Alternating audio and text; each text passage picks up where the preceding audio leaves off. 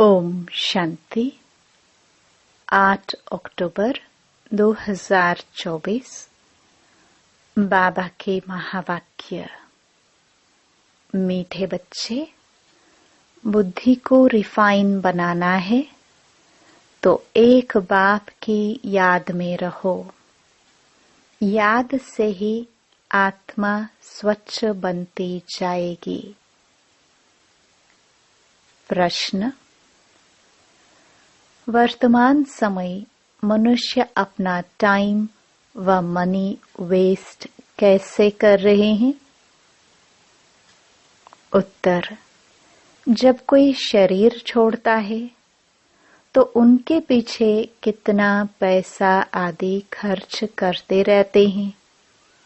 जब शरीर छोड़कर चला गया तो उसकी कोई वैल्यू तो रही नहीं, इसलिए उसके पिछाड़ी जो कुछ करते हैं उसमें अपना टाइम और मनी वेस्ट करते हैं। ओम शांति। रूहानी बाप बैठ रूहानी बच्चों को समझाते हैं। यह भी ऐसे कहते हैं ना, फिर बाप है या दादा है? दादा भी कहेंगे, रूहानी बाप तुम बच्चों को यह नॉलेज सुनाते हैं पास्ट, प्रेजेंट, फ्यूचर का। वास्तव में सतयुग से लेकर त्रेता अंत तक क्या हुआ है, यह है मुख्य बात। बाकी द्वापर कलयुग में कौन कौन आए, क्या हुआ, उनकी हिस्ट्री ज्योग्राफी तो बहुत है। सतयुग त्रेता की कोई हिस्ट्री ज्योग्राफी है नहीं, और तो सबकी हिस्ट्री ज्योग्राफी है। बाकी देवी देवताओं को लाखों वर्ष पहले ले गए हैं। यह है बेहद की बेसमझी। तुम भी बेहद की बेसमझी में थे, अभी थोड़ा थोड़ा समझ रहे हो। कोई तो अभी भी कुछ समझते नहीं है, बहुत कुछ समझने का है। बाप ने आबू की महिमा कर समझाया है, इस पर ख्याल करना चाहिए। तुम्हारी बुद्धि में आना चाहिए, तुम यहाँ बैठे हो। तुम्हारा यादगार दिलवाड़ा मंदिर कब बना है, कितने वर्ष बाद बना है? कहते हैं 1250 वर्ष हुए हैं, तो बाकी कितने वर्ष रहे?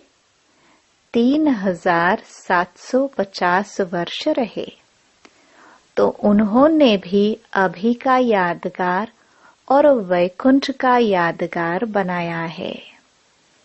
मंदिरों की भी कंपटीशन होती है ना, एक दो से अच्छा बनाएंगे।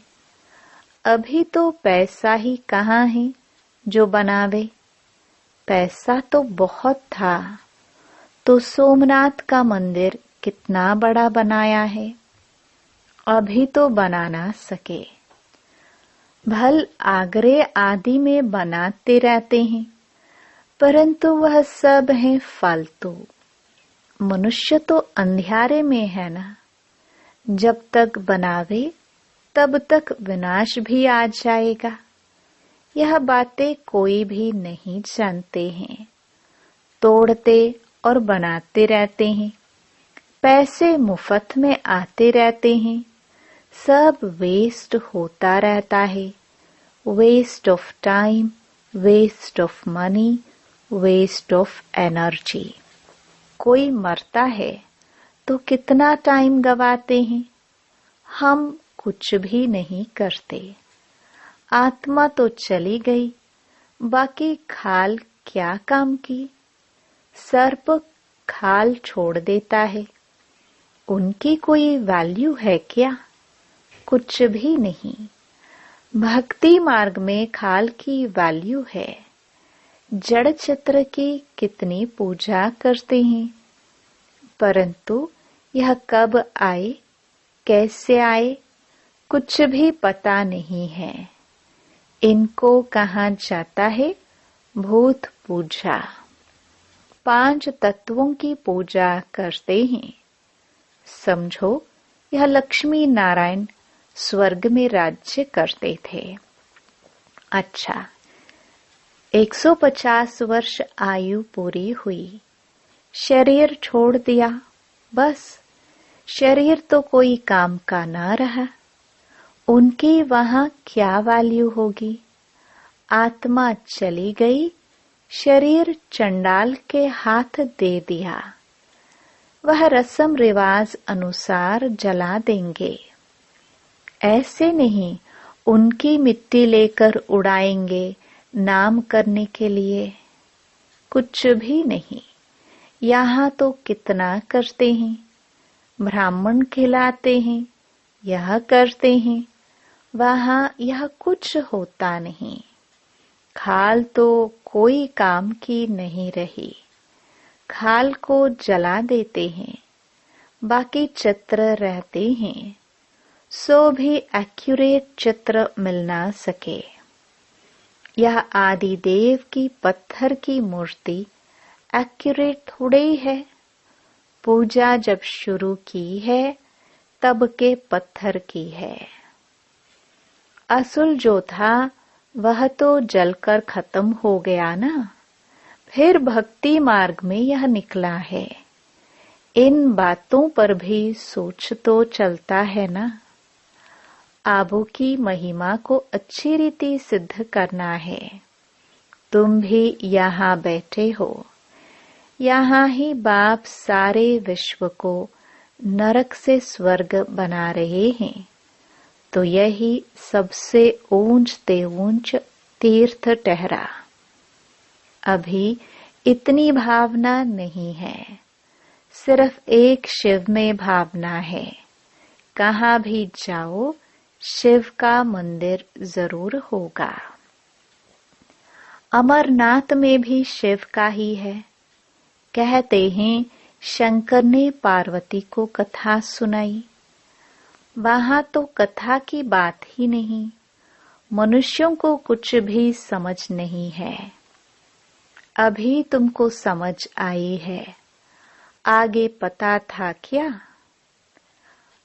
अभी बाप आबू की कितनी महिमा करते हैं। सर्व तीर्थों में यह महान तीर्थ है। बाबा समझाते तो बहुत हैं, परंतु जबकि अनन्य बच्चों की बुद्धि में बैठे, अभी तो देह अभिमान बहुत है। ज्ञान तो बहुत ढेर चाहिए। रिफाइननेस बहुत आनी है। अभी तो योग बड़ा मुश्किल कोई का लगता है। कोई के साथ फिर नॉलेज भी चाहिए। ऐसे नहीं सिर्फ योग में रहना है।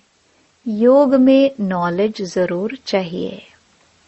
दिल्ली में ज्ञान विज्ञान भवन नाम रखा है, परंतु इनका अर्थ क्या है यह समझते थोड़े हैं।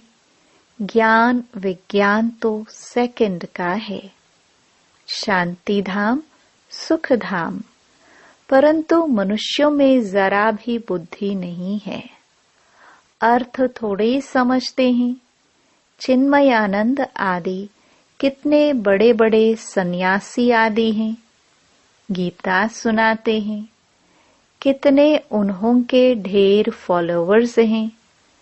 सबसे बड़ा जगत का गुरु तो एक ही बाप है। बाप और टीचर से बड़ा गुरु होता है। स्त्री कभी दूसरा पति नहीं करेगी, तो गुरु भी दूसरा नहीं करना चाहिए। एक गुरु किया, उनको ही सद्गति करनी है, फिर और गुरु क्यों? सतगुरु तो एक ही बेहद का बाप है। सबकी सद्गति करने वाला है।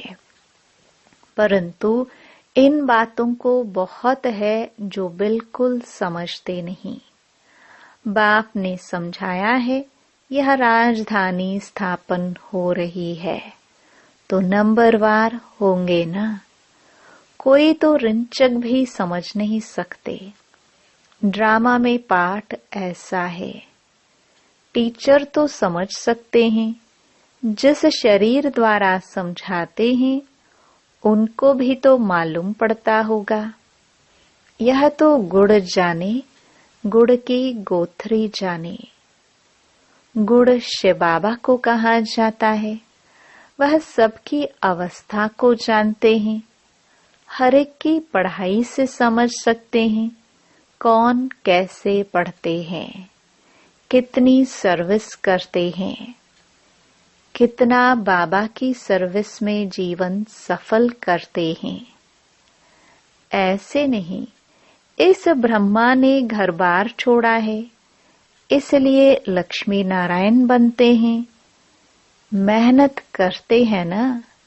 यह नॉलेज बहुत ऊंची है।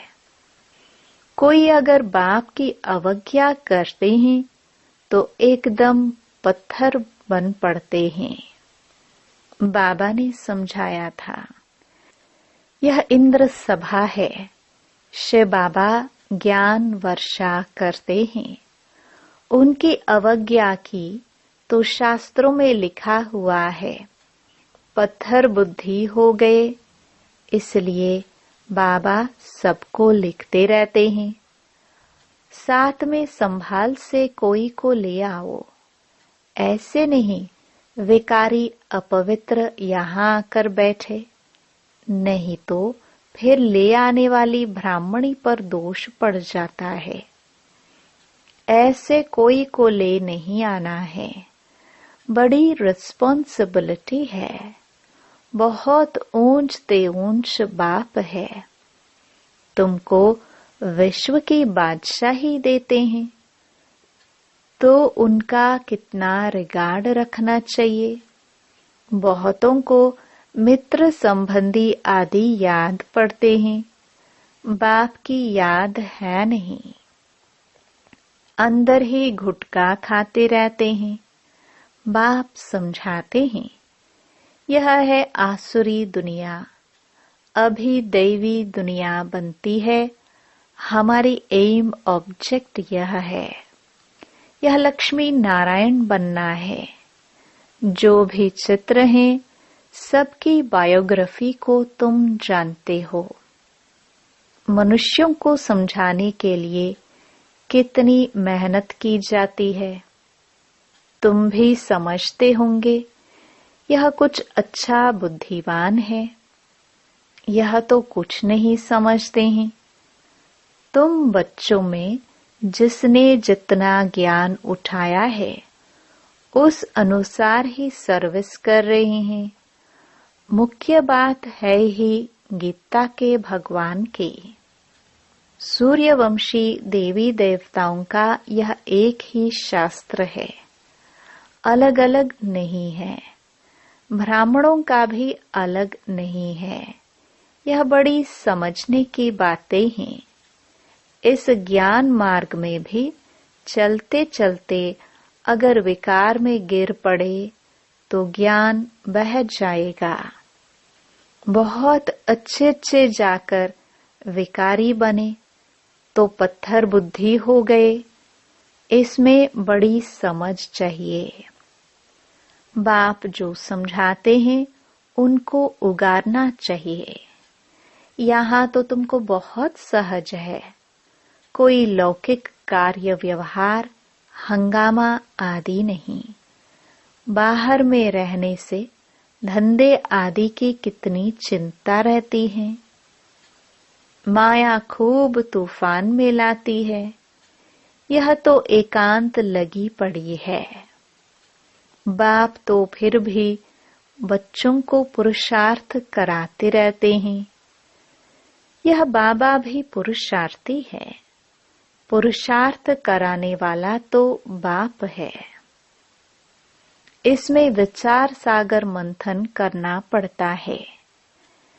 यहाँ तो बाप बच्चों के साथ बैठे हैं। जो पूरी अंगुली देते हैं उनको ही सर्विसेबल कहेंगे। बाकी गुटखा खाने वाले तो नुकसान करते हैं और ही डिससर्विस करते हैं, विघ्न डालते हैं। यह तो जानते हो, महाराजा महारानी बनेंगे तो उन्हों के दास दासियां भी चाहिए। वह भी यहाँ के ही आएंगे। सारा मदार पढ़ाई पर है। इस शरीर को भी खुशी से छोड़ना है, दुख की बात नहीं। पुरुषार्थ के लिए टाइम तो मिला हुआ है। ज्ञान सेकंड का है, बुद्धि में है। शिव बाबा से वर्षा मिलता है। थोड़ा भी ज्ञान सुना, शिव बाबा को याद किया तो भी आ सकते हैं। प्रजा तो बहुत बनने की है। हमारी राजधानी सूर्यवंशी चंद्रवंशी यहाँ स्थापन हो रही है। बाप का बनकर अगर ग्लानि करते हैं तो बहुत बोझा चढ़ता है। एकदम जैसे रसातल में चले जाते हैं। बाबा ने समझाया है, जो अपनी पूजा बैठ कर आते हैं वह पूज्य कैसे कहला सकते। सर्व का सदगति दाता, कल्याण करने वाला तो एक ही बाप है। मनुष्य तो शांति का भी अर्थ नहीं समझते हैं। हठयोग से प्राणायाम आदि छड़ाना, उसको ही शांति समझते हैं। उसमें भी बहुत मेहनत लगती है।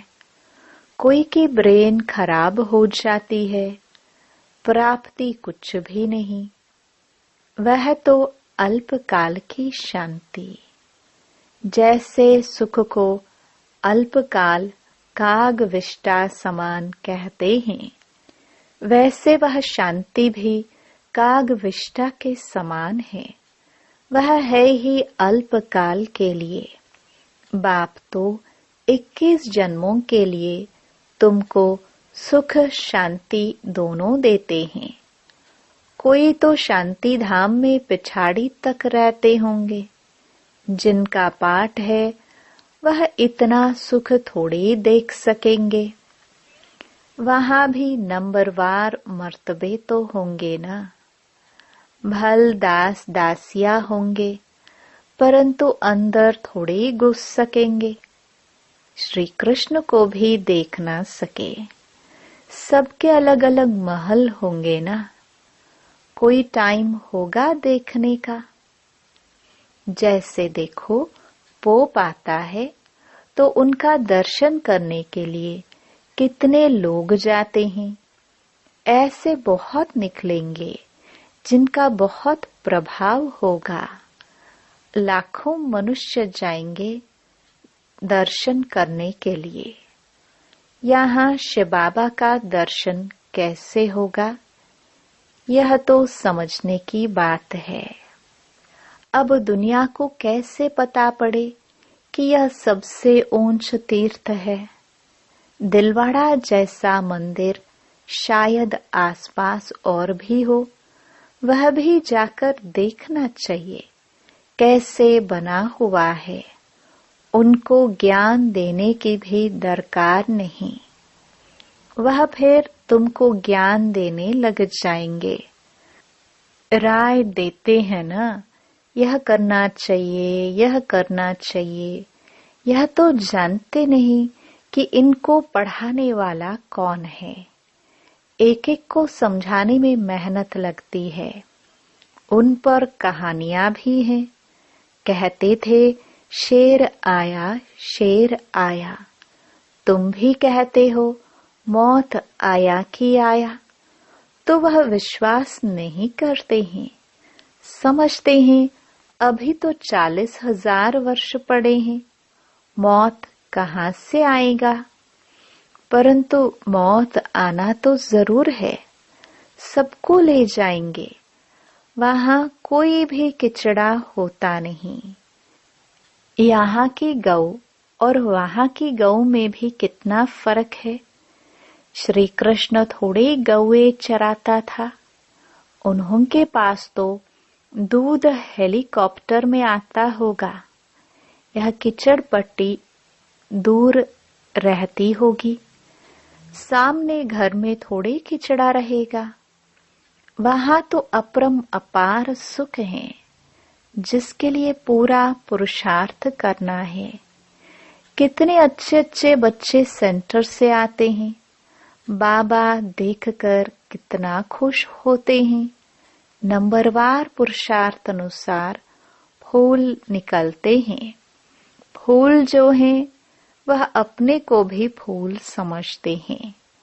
दिल्ली में भी बच्चे कितनी सर्विस करते हैं, रात दिन।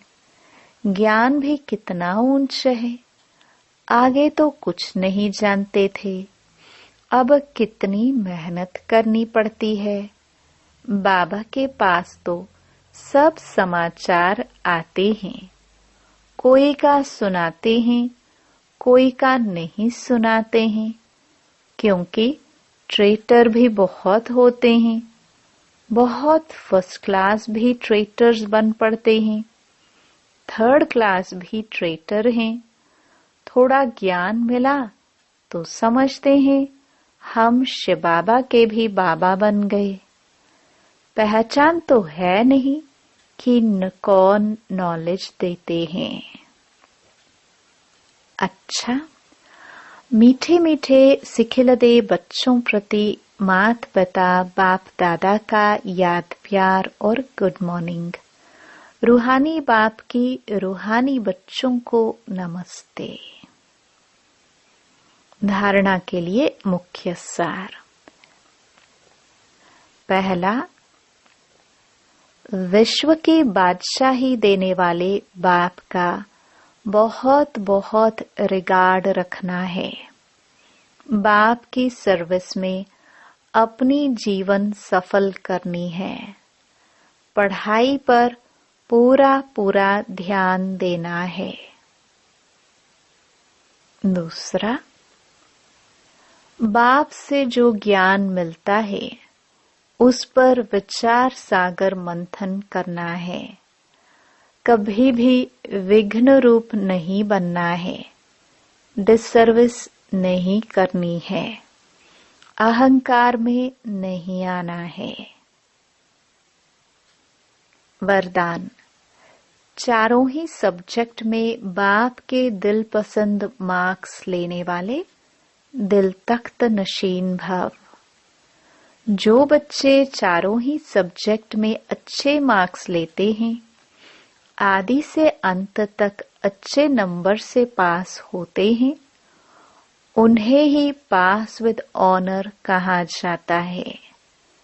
बीच बीच में मार्क्स कम हुई, फिर मेकअप किया, ऐसे नहीं, लेकिन सभी सब्जेक्ट में बाप के दिल पसंद ही दिल तख्त नशीन बनते हैं।